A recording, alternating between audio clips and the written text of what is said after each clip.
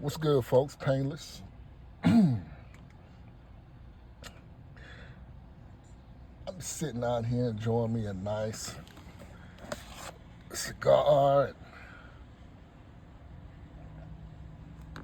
Got my coffee here. Um, you know, it's about 3 weeks to the election. And let me go on and say this. I am not here telling folks to go and vote for Donald Trump. You know, you do what you want to do. You vote for who you want to vote for. But I was thinking yesterday after I did that video. There's some other things that I wanted to expound on that I was listening to brother uh, Dennis Sperling and some of the things he was talking about. I kind of wanted to dovetail off that and things that I've seen online. Look, let me tell you something. The days of Mardia are gone in the so-called black community. The days of Big Mama are gone. Non-existent. And what I mean by that is women like that. And let me just throw this in there. The things that have been going on that are today that plague the so-called black community have always been going on. It's just been ramped up and very and magnified. Excuse me. See, back in the day, my dear had sense. Grandmama had sense.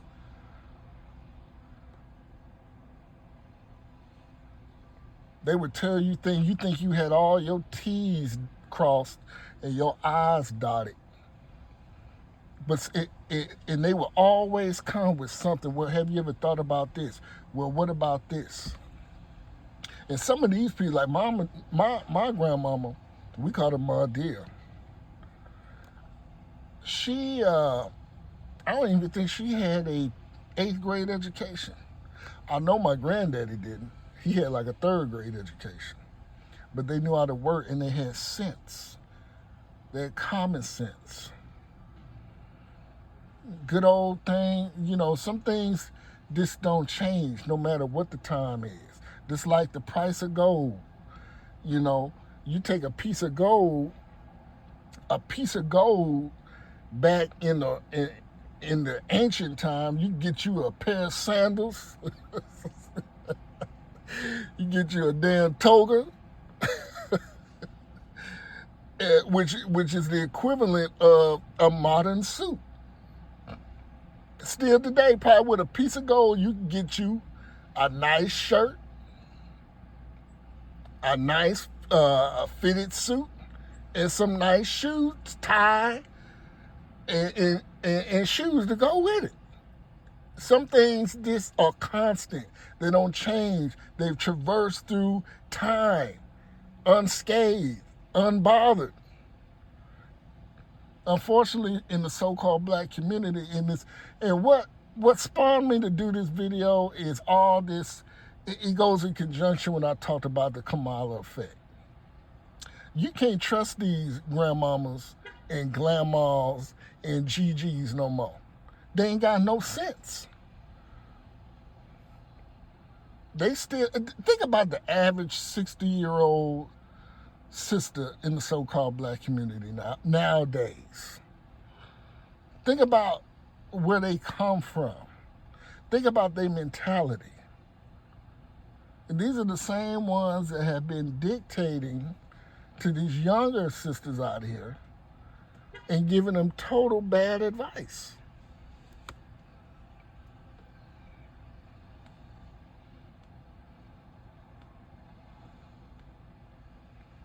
And I've I'm almost come to the determination that the average brother, if you, the average, and I've talked about this, a lot of black men between the ages of 50 and 70, they have this, my dear can do no wrong. Ooh, big mama. Ooh, my mama. Ooh, we even saw this with George Floyd, who he called on where that cop was on him. He called for his mama. I think Eric Varner, the brother that got choked out for selling illegal cigarettes in New York, called on his mother. So it's this complex in the so-called black community that festers, that guys like my age, see, I don't subscribe. I love my mama. Don't get it wrong. Don't get it twisted. But I'm not a mama's boy. I've bucked my mama as an adult. But see, my mama knows that I got sense. Because my mama raised me with sense. My mama, she's a very kind woman. She's the type, my mother is the type, she believes in the universe. Like, you're going to get the same energy, you know what I'm saying? And I know in the so-called black community, based off the fact that more than 70% of our households are raised by single women, most guys, most black men now, I could tell who they are based off, I know what type of mama they got based off how they act. It's no coincidence. What did I say about violence and killing somebody?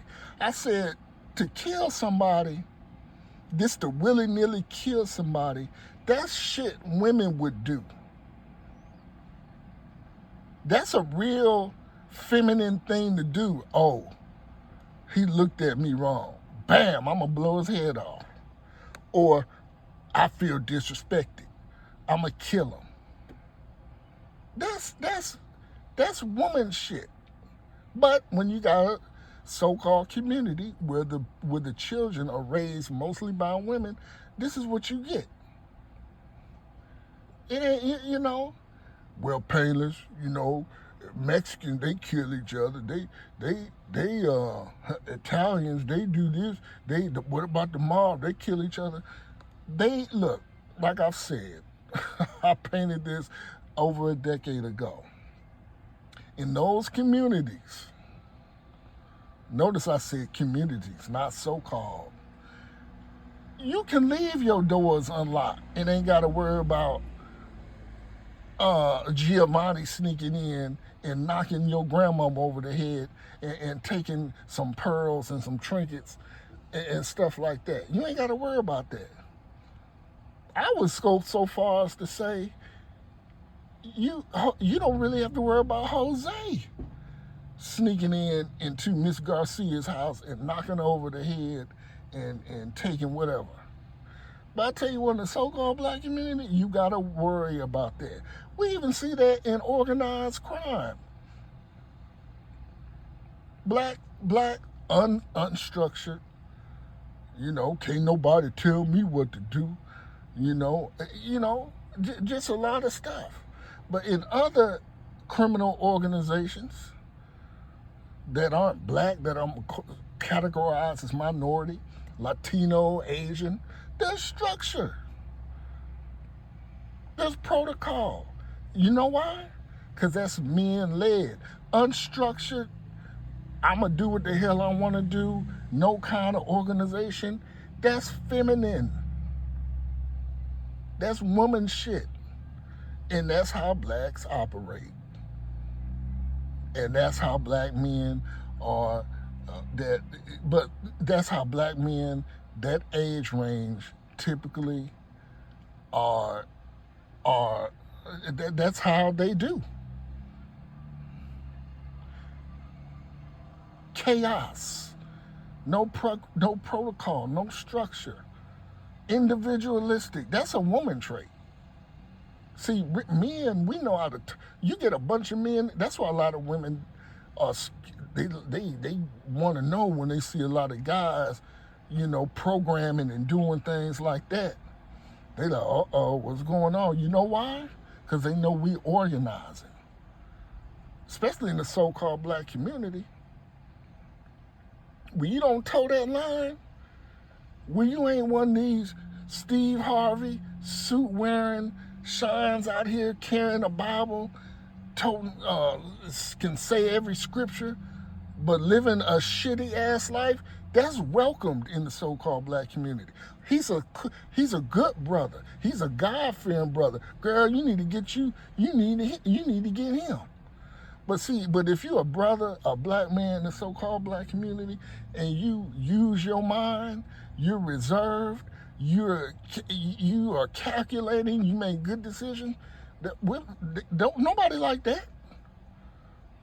Because that bucks the traditional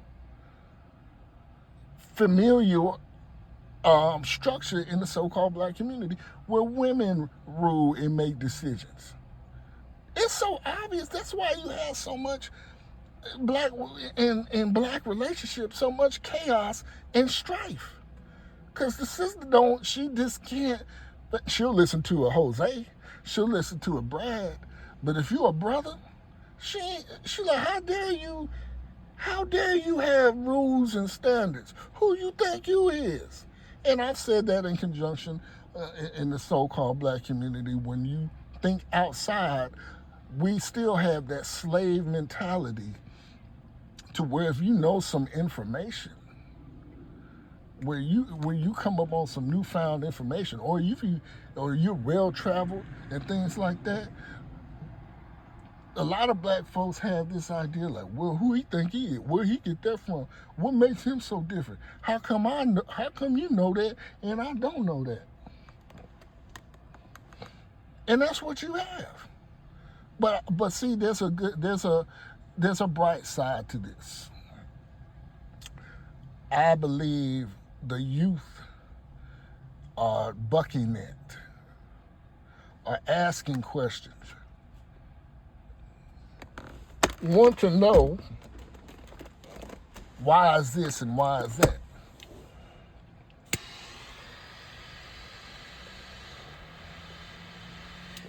You know?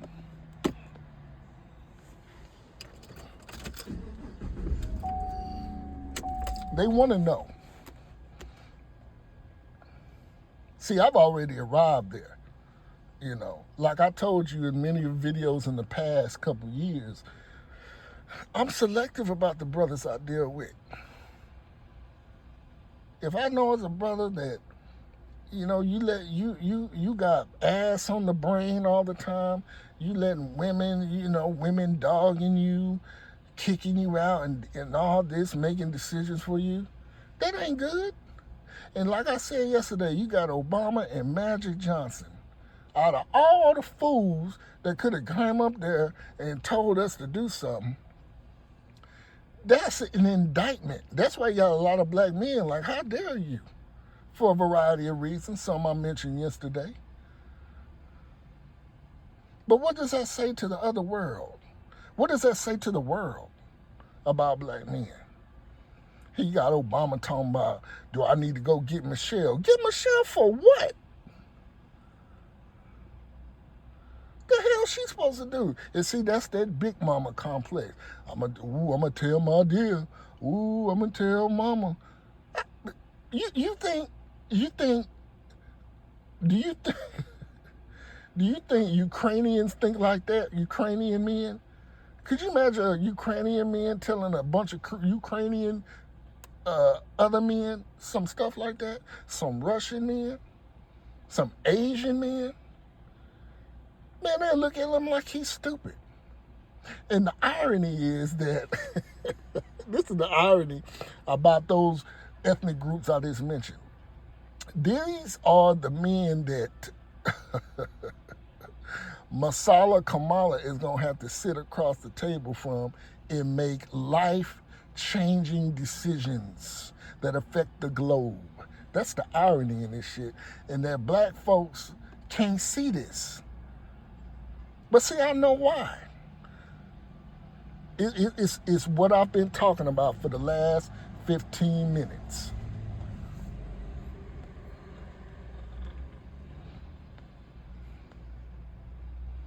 No other group of men no other group of men respects a man where his culture